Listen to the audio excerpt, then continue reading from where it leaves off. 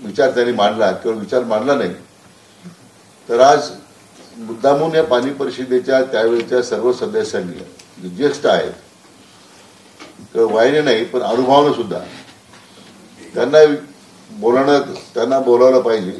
आणि आपण शासनाच्या वतीने तयार करण्याचा जो आराखडा आहे आणि त्यांनी त्या संदर्भात 25 वर्षापूर्वी केलेला जो विचार आहे याची एकत्र कुठेतरी आपल्याला विचारमंथन झालं पाहिजे ही माझी भूमिका होती. आणि मला वाटतं अपर मुख्य सचिव साहेबांनी, दीपक कपूर साहेबांनी तत्काळ मंत्र्याला मान्यता दिली आणि म्हणून आज ही कार्यशाळा संपन्न होते. म्हणून श्रोत्याला म्हटलं कर्तव्यदक्ष आणि कठोर प्रशासक म्हणून त्यांची ख्याती म्हणून आपले अपर मुख्य सचिव दीपक कपूर साहेबांचं सुद्धा मी आपल्या सर्वांच्या वतीने मनापासून अभिनंदन करतो. आज महाराष्ट्र दुष्काळमुक्त करण्याच्या संबंधी 25 वर्षापूर्वी महाराष्ट्र पाणी परिषदेने जे पाऊल उचललं आणि मी या परिषदेच्या निमित्तानं ज्यांनी स्वर्गीय गणपतराव देशमुखांच्या बरोबर स्वर्गीय खासदार बाळासाहेब विखे पाटलांबरोबर काम केलं, आज त्यांच्या स्मृतीला वंदन करताना या परिषदेमध्ये महाराष्ट्र पाणी परिषदेत ज्यांनी काम केलं अशा सर्व ज्येष्ठ मार्गदर्शकांना या पाणी परिषदेच्या या कार्यशाळेनिमित्त उपस्थित राहण्याची विनंती केली. आणि मला व्यक्तिशः आनंद आणि समाधान गोष्टीचा आहे की आपल्या विभागाची विनंती त्यांनी सर्वांनी मान्य केली आणि त्या आपल्यामध्ये उपस्थित आहेत. त्यांच्या या उपस्थितीबद्दल त्यांना सुद्धा मनापासून मी आपल्या सर्वांच्या वतीने, विभागाच्या वतीने त्यांना धन्यवाद देतो. कारण राज्याच्या पाणी प्रश्न सोडवण्याकरता अतिशय समर्पित भावनेने या लोकांनी काम केलं याची कल्पना आपल्याला महाराष्ट्र पाणी परिषदेच्या सादरीकरणाच्या निमित्तानं पाहायला मिळाली. आता जाधव साहेबांचं वय जवळजवळ तुम्हाला वाटतं 85-90 असेल, 93. 93 वर्षाच्या एका राज्यातल्या जलसंपदा खात्यामध्ये काम केलेला एक अधिकारी आहे. मी तो मला वाटतं या वयात सुद्धा आज 30 तळमळ आहे की राज्य दुष्काळमुक्त करण्यासाठी त्यांनी त्यावेळेस स्वप्न पाहिलं असेल. नंतर आदरणीय खासदार साहेब आणि गणपतरावांच्या महाराष्ट्र पाणी परिषदेत काम करताना त्यांनी ती भूमिका मांडली असेल. या पाठीमागची तळमळ किती आहे.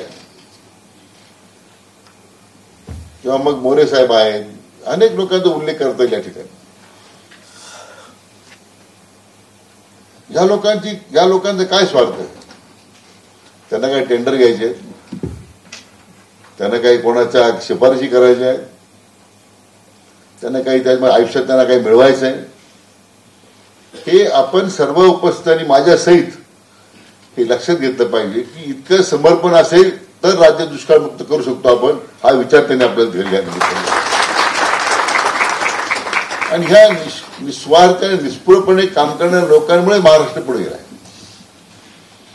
ज्याचा उल्लेख मान्य कपूर साहेबांनी जो केला अतिशय महत्वाचा आहे की आपलं सगळ्याचं लक्ष टेंडर कधी होणार आहे. टेंडर होईल त्यावेळी होईल. उपलब्ध साधनांमध्ये आपल्याला या राज्याला सिंचनाखाली कसं क्षेत्र आणता येईल, अधिकाधिक प्रभावी वेगळ्या साधनांचा वापर करून कसं आपल्याला राज्य दुष्काळमुक्तच्या दिशेने आपलं वाटचाल करील याचा विचार आपण सगळ्यांनीच करण्याची गरज आहे. या लोकांनी 25 वर्षापूर्वी विचार केला आणि तो विचार आता पुढे घेऊन जाण्याचं काम आपल्या राज्याचे माननीय मुख्यमंत्री देवेंद्रजी करतायत. किंबहुना त्या देशाचे आदरणीय प्रधानमंत्री त्या संदर्भात आता पाऊल टाकतायत. याचा जर आपल्याला फायदा घेता आला नाही तर मला वाटतं याच्यात दुर्दैव कुठलं नाही. आणि म्हणून अधिकारी सर्व जे आहेत त्यांना माझी विनंती आहे की आता आउट ऑफ बॉक्स थिंकिंग करून काम करा. टेंडर येतील, काय प्रकल्प आराखडे तयार होतील, त्यामुळे त्यांनी काम होणार नाही. आउट ऑफ बॉक्स थिंकिंगची कल्पना आणली पाहिजे. तुमच्या मुख्याध्यापकांनी सुद्धा माझी अपेक्षा आहे की त्यांनी सुद्धा केवळ मॅनेजमेंटचं काम करून चाललं नाही. त्यांनी सुद्धा 1 महिना 2 महिन्यातून आपल्या सहकार्यांवर एक ब्रेन स्टॉर्मिंग सेशन करण्याची गरज आहे.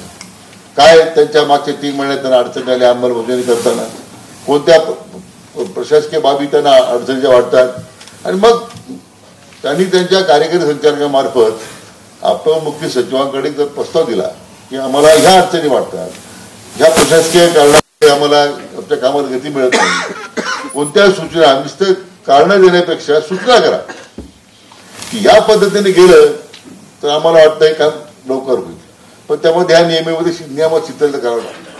आज जलसंपदा खात्याचे इतके वर्षाचे जुने नियम आहेत काही काही बाबतीमध्ये. मी आपले या जशी मी महसूल मंत्री असताना त्या उमाकांत दांगडगे यांची समिती आपण केली होती. त्यांनी जो प्रस्ताव दिला तर शेखर गायकवाड साहेब सुद्धा होते. आम्ही तो स्वीकारला. आज राज्यातल्या महसूल विभागामध्ये आज जे मोठ्या प्रमाणामध्ये जे नियमांचं या ठिकाणी काही नियम कालबाह्य झाले ते रद्द केलेत, त्यामुळे कामाला गती आहे. त्याच पद्धतीची एक समिती आपण स्थापन करून ह्या सगळ्या जुन्या नियमांच्या बाबतीमध्ये जे काही अडथळे आहेत विकास कामामधले, त्यामुळे कामाला गती मिळत नाही, अशा सगळ्या बाबींचा विचार करत कालबाह्य झालेल्या सगळ्या नियमांचा मला वाटतं कपूर साहेब आपल्याला विचार करावा लागेल. ही समिती विचार करेल आणि त्यांना एक 2-3 महिन्याचा कालावधी देऊन मला वाटतं त्यांनी जर त्या पद्धतीचा आपला आवाज दिला तर आणखीन या कामाला गती देण्यामध्ये आपली मदत होईल. दुसरी माझी कल्पना आहे की ऍडव्हायझरी बोर्ड आपण जर केलं कृष्णा खोऱ्याच्या स्तरावर आणि गोदावरी खोऱ्याच्या स्तरावर, ऍडव्हायझरी बोर्ड यासाठी ही जी महाराष्ट्र पाणी परिषदेची मंडळी आहे ते मी 4-3 महिने आहे, 4 महिन्यात एखादे जमतील, बोलतील, आपलं कॉन्ट्रीब्युशन देतील आणि त्यामध्ये त्यांचा अनुभव त्यांना जे वाटतं ते आपल्याशी शेअर करतील. शेवटी आपली जी कार्यपद्धत आहे अंमलबजावणी करणारी यंत्रणा त्यांचं काम चालू राहील, परंतु या लोकांचा सहभाग, त्यांची इच्छा आहे आपलं योगदान देण्याचं, त्या संदर्भात मला वाटतं काहीतरी आपल्याला याबद्दल पुढे काम करण्याची आवश्यकता आहे. तर म्हणजे मगाशी मान्य कपूर साहेबांनी जो ब्रह्मपुत्राचा विषय मांडला, एवढं मोठं मला वाटतं जगाच्या पाठीवर सगळ्यात मोठा स्केल जाणार आहे डॅमचा. त्यातून आज आपल्या आसाम ते बांगलादेश पर्यंत त्या पाण्याचा परिणाम होणार आहे. आता हे काही पाण्याचे वाद आंतरविभाग राहिले ना, आता आंतरदेशीय झालेले आहे. जो मला वाटतं सतलजवरच्या पद्धतीचा वाद पाकिस्तानच्या निमित्तानं वर डॅम बांधायचे आणि संपूर्ण पंजाब प्रांताचा परिणाम होईल अशा प्रकारचं आता पाणी हे एक प्रकारचं मला वाटतं शस्त्र वापरण्याची भूमिका सुरू झाली. जो त्यांनी उल्लेख केला की त्यावेळीच्या एका तज्ञानं म्हटलं होतं की 3रं महायुद्ध हे फक्त पाण्यासाठी होईल, असं जी भूमिका मांडली होती ते वास्तवामध्ये आपल्याला पाहायला मिळतं या 2-3 उदाहरणात. परंतु आज आपल्याला अंतरखोरेचा संदर्भ विचार करताना जे उपलब्ध पाणी आहे ते कशा पद्धतीने वेगाने आणता येईल. आज प्रकल्पाचे आराखडे आपण तयार करतो आणि ते 25 वर्ष चालू असतात कामामध्ये. निळवंड्याचा प्रकल्प मी आता सांगतो 7 कोटीवर सुरू झालाय 79 साली, 78 साली. तो आता बंद होता ना, अंतिम मांडण्यात मला वाटतं 5,500 कोटीच्या 8वी 9वी सुपरमा असेल मला वाटतं, 9वी सुपरमा होती. म्हणजे तत्कालीन एका माजी मुख्यमंत्र्यांनी तर धरणाच्या भिंतीच्या कामाला सुरुवात झाली नाही, कालच भूमिपूजन केलं होतं. असं इतिहासात निवडणूक घडवलेला आहे. म्हणजे अशी त्यामुळं अनेक वेळा राज्यकर्त्यांचे सुद्धा काही राजकीय अभिनिवेशातून काही निर्णय झालेत, त्याचा परिणाम आपण या निळवंडेसारखे प्रकल्प असतील ते भोगलेलेच आहे. आज 3-3 पिढ्या शेतकरी खपलेले आहेत, 3-3 पिढ्या उद्ध्वस्त झालेल्या आहेत. त्यांना काही कुठलं 4थं वेतन नाही, 5वं वेतन नाही, 8वं वेतन नाही. त्यांची संपूर्ण जी जीवनाची जी वाटचाल आहे ही फक्त ते शेतीवर आहे. आणि शेतीच्या उपलब्धतेवर आणि आलेल्या पाण्यावर जर शेती आपण फुलू शकलो तर त्यांच्या जीवनामध्ये आपण नवा आशय निर्माण करू शकतो. या उदात्त हेतून हे आपण सगळ्यांना काम करायचं आहे. मला वाटतं वाढत्या नागरिकरणाचा एक परिणाम आहे. मी काल नाशिकला होतो ऍडव्हायझरी कमिटी कालवा ऍडव्हायझरी कमिटीसाठी. आज नाशिक शहर 0% रिसायकलिंग आहे. फक्त धरणाचं पाणी मुक्तपणे वापरायला मिळतं म्हणून ते आम्हाला मिळालं पाहिजे.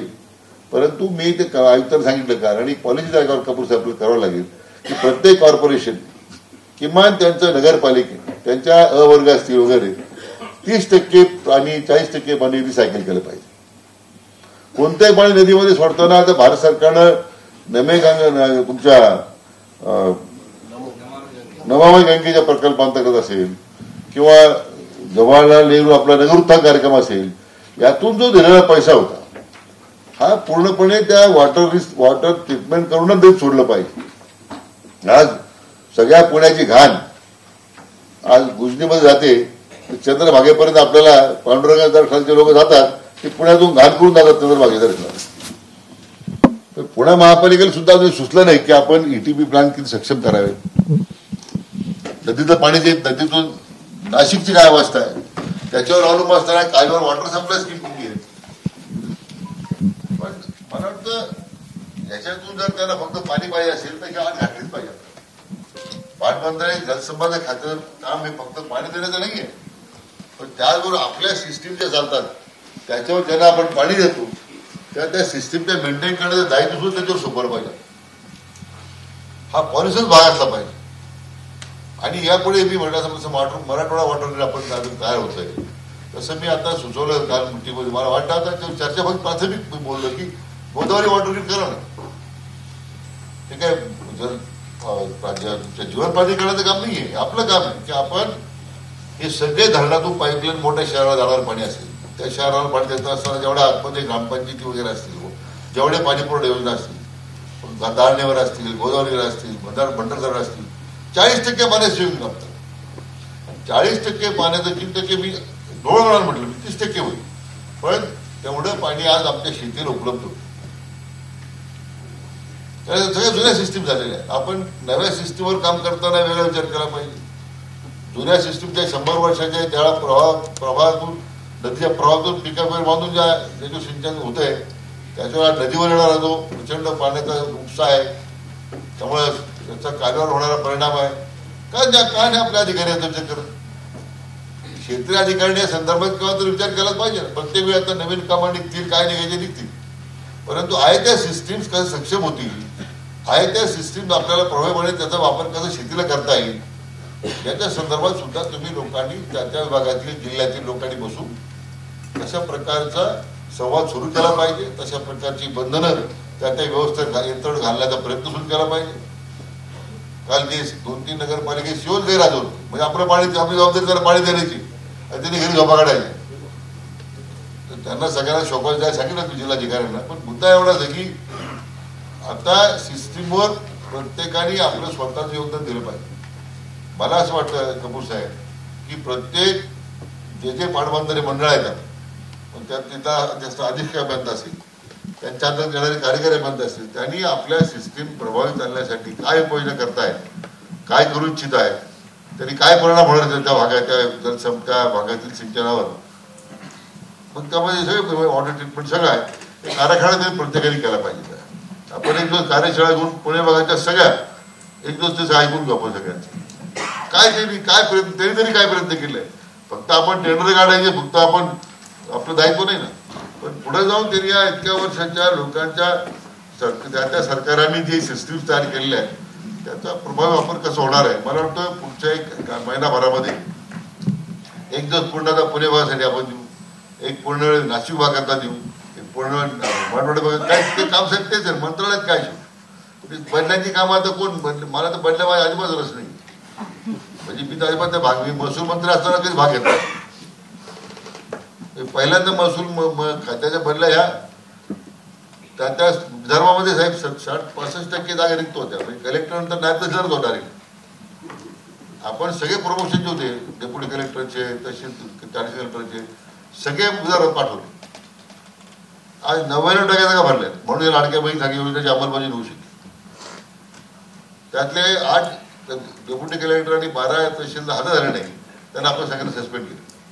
मग सगळ्यांनी माफीपत्र लिहून दिलं, हजर झाले आणि मग आपण ते आज विदर्भात काम सुरू आहे. एवढं ब्रॉडर विजन. शेवटी राज्य काय सांगणार. तुम्ही संकुचित वृत्तीनं जर प्रयत्न काही विचार केला तर राज्य पुढे जाऊ शकत नाही. किती माननीय मुख्यमंत्री मोदींनी प्रयत्न केले, आम्ही किती त्यामध्ये आम्ही भूमिका मांडली. तर मला वाटतं त्या दृष्टीने आपल्याला एकत्रित प्रयत्न करावे लागतील. कारण आता एक नवीन थिंकिंग आम्ही परवाच्या बैठकीत मांडल्या. त्या महामंडळाच्या लोकांना दोन्ही कार्यकारी संचालकांना आम्ही सूचना केलेल्या आहे. कारण त्यांची कॅपोला काही माहीतच नाही, विचार फक्त बिला काढायला बसलाय. त्यांना विचारलं की निधी कसा उपलब्ध करू शकतो आपण. जसं आता सिडको कॉर्पोरेशन आहे, MMRDA कॉर्पोरेशन आहे, मुंबई मेट्रो कॉर्पोरेशन आहे, यांना जर कर्ज उभा करण्याची जर मान्यता आहे तर आपल्या कॉर्पोरेशनला का नाही आहे? Why we are struggling with 10,000 crores budget every year. असं 40 वर्ष लागणार तुमच्या. आपण किती नदीवर प्रकल्प करायचा प्रयत्न केला, माहीत कोण 40 वर्षानंतर तेच काम करणार ना. पण तर मी आता माननीय मुख्यमंत्र्यांशी बोललेलो आहे आणि आता आम्ही कपूर साहेब बसतोय या आठवड्यामध्ये. आपण दरवर्षी आज 10,000 कोटीचं बजेट आहे, 15,000 कोटीचं बजेट आहे, ते लेव्हरेज करा 20 वर्षाकरता. 3 लाख कोटी रुपये मिळतील तुम्हाला. 3 लाख कोटी लेव्हरेज करताना दरवर्षी आपल्याला 1 लाख कोटी बँक देईल, 50,000 कोटी EDB देईल, वर्ल्ड बँक देईल. म्हणजे 5 वर्षामध्ये 2.5 लाख कोटीची कामं करण्याची क्षमता आपल्याला आहे का? ते प्रकल्प 20 वर्षांनी पूर्ण होणार आहे, आम्ही 5 वर्षात करू. आम्ही पहिली तरतूद करतो. तुमची तयारी आहे सगळ्यांची? आहे का तरतूद? आहे तयारी? बदल्यासाठी यायचं नाही कोणी. दोन कम फॉर ट्रान्सफर. फक्त काम करण्याची क्षमता आहे तुमच्यामध्ये. राज्यातला पाटबंधारे जलसंपदा खात्याचा अधिकारी, इंजिनियर, क्षेत्रीय स्तर प्रचंड क्षमता त्याच्यामध्ये आहे. ती क्षमता आहे म्हणून एवढं आता सिंचन तयार झालंय. म्हणजे I have no dispute about your efficiency. ती क्षमता आहेच आहे, पण क्षमता आपली पैशामुळे कमी आहे. निधी मिळत नाही. जिथं 500 कोटी मिळायला पाहिजे तिथं 50 कोटी मिळतं. काय केलं अधिकारी? तिथं 1000 कोटी पाहिजे तिथं तुम्हाला 100 कोटी मिळणार आहे. म्हणून आपला प्रयत्न असा आहे की आम्ही सहज मुद्दा मांडला आणि त्या संदर्भात आता जी मैत्रा म्हणून प्रवीण परदेशींच्या अध्यक्षकाली राज्य सरकारी समिती नेमली, त्यांना मी काल सोपवतोय की आपल्याला आज आपला ॲसेट बेस किती मोठा आहे. आज मोर दॅन 4 लाख 5 लाख कोटीपेक्षा जास्त ॲसेट बेस आपला राज्याचा जलसंपदा. कोणती बँक तुम्हाला कर्ज नाही म्हणणार आहे. आणि आपण ते बजेटशी लिंकअप करतोय. प्रोडक्टिव्हिटी वाढली म्हणजे राज्याचे उत्पन्न भर पडणारच ना. तर प्रकल्प 20 वर्षाच्या 25 वर्षाच्या मध्ये पूर्ण होणारे जर 5 वर्षात पूर्ण झाली तर राज्याची प्रोडक्टिव्हिटी वाढेल. त्या ठिकाणी पर कॅपिटा इन्कम वाढेल. पर कॅपिटा इन्कम वाढला की लोकांची पर्चेसिंग पावर वाढेल, शेतीचं उत्पन्न वाढेल, आपोआप राज्याचे पैसे. एक फायनान्शियल प्लॅन त्यासाठी एक मॉड्यूल आपल्याला तयार करावं लागेल, ते आपण करू. परंतु माझा प्रयत्न असा आहे की जे यापूर्वी काय घडलं त्यापेक्षा इथून पुढे काय करायचं. म्हणून मी आता आपल्या अधिकाऱ्यांची घेऊन बसतो आम्ही की एकदा तुमच्या दरवर्षी लागणारी, तुम्ही आम्हाला कोणते प्रकल्प 5 वर्षात करून देणार आहात, 3 वर्षात करणार आहात, किती निधी लागणार आहे, तुम्ही आम्हाला प्लॅन द्या. तुम्ही आता तुमची मानसिकता बदला की आता दरवर्षी फक्त 10% निधी मिळणार आहे प्रकल्पाला, 20% मिळणार आहे म्हणून आम्ही 25 वर्ष आराखडे तयार केली. हे प्रेझेंटेशन मी जे पाहिलं हे केवळ त्या निधी उपलब्धतेवर आपण केलेले. आता आपल्याला दरवर्षी तुमच्या मागणीप्रमाणे आम्ही निधी द्यायचा प्रयत्न करतो. आम्ही माझा प्रयत्न आहे. फक्त तुमची तयारी आहे का प्रकल्प वेळेत पूर्ण करण्याची, हे तुम्ही प्रकल्प दोन्ही कार्यकारी संचालकांनी आपल्या विभागाच्या अधिकाऱ्यांची तुम्ही थोडं बसा, विचारमंथन करा. आम्हाला तुम्ही तुमचं रोडमॅप द्या. माननीय कपूर साहेब आहेत, अतिशय मेहनत घेत आहेत रोजच्या या प्रकल्पांच्या राज्याला सिंचन वाढवण्याकरता. त्यांना तुम्ही सांगा. आपण एक त्या संदर्भात एकदा आपण आपल्या सर्व चर्चा करू. पण वी हॅव टू गो आहे. मी सुरुवातीला म्हणतो आउट ऑफ बॉक्स थिंकिंग केल्याशिवाय आपले प्रकल्प होणार नाही. त्यांचे नदीवर प्रकल्प फक्त सादरीकरणासाठी राहतो. इतकं टेम्सी इकडे आला, तिकडे टेम्सी तिकडे गेलं, आलं काहीच नाही आपल्या बाजारामध्ये. असं व्हायला नको. आज महाराष्ट्र पाणी परिषदेने जो केला विचार 25 वर्षापूर्वी होता तो सार्थक करायचा आहे. मी खाता जेव्हा माझ्या झालं, मी मुख्यमंत्री महोदयांचे आभार मानले. या निमित्तानं या महाराष्ट्र पाणी परिषदेने सुरू केलं ते काम होतं, जे आदरणीय गणपतराव देशमुखांनी केलं असेल, आमच्या आदरणीय खासदार साहेबांनी केलं असेल. आज त्यांच्या स्वप्नपूर्तीचं काम करण्याचं दायित्व मला मिळालं, याच्यापेक्षा काय समाधान पाहिजे तुम्हाला. म्हणून मी त्या दृष्टीने आता विचार करायला सुरुवात केली. ठीक आहे, आपले पॉलिटिकल प्रेशर असतात, त्या भागातले लोकप्रतिनिधी असतात, ते सांगतात हे करा ते करा, that is a ongoing process. त्याला काही आपण थांबू शकत नाही. तुम्हाला माहिती त्याला कसं हँडल करायचं, मी बोलायची गरज नाही. You are the best people to handle them. म्हणजे त्यामुळे काही मला त्याच्यात तुमचं एक्सपर्टीज आहे. आय डोंट तेवढा अबाउट. फक्त आपल्याला या सगळ्या विषयामध्ये जे काम करायला मी जो मुद्दा उल्लेख केलेला आहे तो तुम्ही टिकेट ऑफ ए चॅलेंज. आपण या राज्यामध्ये जलसंपदाच्या आपल्याकडे मिळालेल्या खात्यामध्ये वी विल मेक वंडर्स. जे आदरणीय मुख्यमंत्र्यांनी आपलं काय सांगितलं होतं, काय राज्याचं घोषवाक्य, महाराष्ट्र आता थांबणार नाही. हे डोक्यात ठेवा. व्हॉट इज सेड त्याला महत्व आहे. त्यामुळे मला वाटतं आजच्या कार्यशाळेच्या नंतर सगळे एकत्र बसतील, त्या विभागातले लोक तुमच्या प्रोजेक्टवर चर्चा करतील. त्या संदर्भात एक रोडमॅप तुम्ही तयार करा. एक आपला लागेल वर्ष 6 महिने लागेल बँकेकडून, वेगवेगळ्या भागातून, केंद्राकडून, वित्तीय संस्थाकडून निधी उभा करायला. पण आय कॅन अश्युअर यू, तुम्हाला एक अतिशय वेगळं जलसंपदा खात्यात पाहायला मिळेल, एकदम वेगळं. तुमचं हे आव्हान तुम्हाला स्वीकारण्याची ज्यांची तयारी आहे, तुम्ही ते तयार राहा. ज्यांना असं वाटतं की आता शक्य नाही आपल्याला, आम्हाला येऊन सांगा, आम्ही काही करणार नाही, फक्त तुम्हाला अशक्य आहे दुसरं जे काम आम्ही तुम्हाला देऊ शकतो आहे ना. You have not a work to do. धरणावर राखत सुद्धा मस्त आहे, अशी अडचण नाही. ते फक्त काय बसून राहायचं पुढे टाकून धरणावर, आलं पाणी ठीक आहे, नाही आलं तरी ठीक. एनिवे चांगला सुरुवात आज झालेली आहे. मी आपल्या मुख्य सचिव माणिक कपूर साहेबांचा धन्यवाद देईल. त्यांनी विशेष पुढाकार्यामध्ये घेतला. माझे पोलीस साहेब आणि तिरुमल साहेब यांनी सुद्धा त्याच्यात विशेष पुढाकार घेऊन, आणि मला विशेष करून महाराष्ट्र पाणी परिषदेच्याही सदस्यांचं मनापासून अभिनंदन करायचे, धन्यवाद द्यायचे. आपल्या वयाचा विचार न करता सुरुवातीला म्हटले तर समर्पित आणि निष्पुरपणे काम केलं तरच महाराष्ट्र पुढे जाईल. ते त्यांचं हे त्यांची जी उपस्थिती आहे हीच आपल्याला प्रेरणादायी आहे, मार्गदर्शक म्हणून ठरणार आहे. त्यांचं सुद्धा मी मनापासून त्यांना धन्यवाद देतो. आणि विशेष करून आपले सगळे जे अधिकारी आज उपस्थित आहेत, आपल्याला माझी एवढीच विनंती आहे की हे तिसरं चॅलेंज आपण ते स्वीकारलं पाहिजे. जसं मग अशी साहेब म्हणते, कपूर साहेब म्हणते, थिंक बिग. विस्तारलेल्या जगाकडे, जग विस्तारलेल्या नजरेने पाहायला शिक. हे तुम्ही जे बातम्या ऐकत बसता आणि व्हॉट्सअपमध्ये एवढा वेळ घालवता, त्यापेक्षा या सगळ्या राज्याच्या प्रगतीसाठी नव्या नव्या विचाराला आपण कसं पुढे त्याचं करावं लागेल. सोशल मीडिया इज काही काळ स्वाफी. मी अनेक आमच्या कार्यकर्त्यांना सांगतो बोलताना की माणूस सगळं उठल्यावर बायकोच कोण पाहत नाही, पण तो व्हॉट्सअप पाहत अशी. तर बायका काय करतात मला माहिती आहे, पण म्हणजे ते सुद्धा असंच करत असतील, नवऱ्या कोण पाहणे पाहिजे व्हॉट्सअप पाहत. वेळेचा भाग सोडून द्या. असं आहे की technology is a to stay, you can't change. पण त्याच्यामध्ये आपण काय स्वीकारलं पाहिजे, कसं पुढे गेलं पाहिजे, त्याचा विचार आपण सगळ्यांनी करा. मनापासून आयोजकांना धन्यवाद देतो. थांबतो. जय हिंद, जय महाराष्ट्र.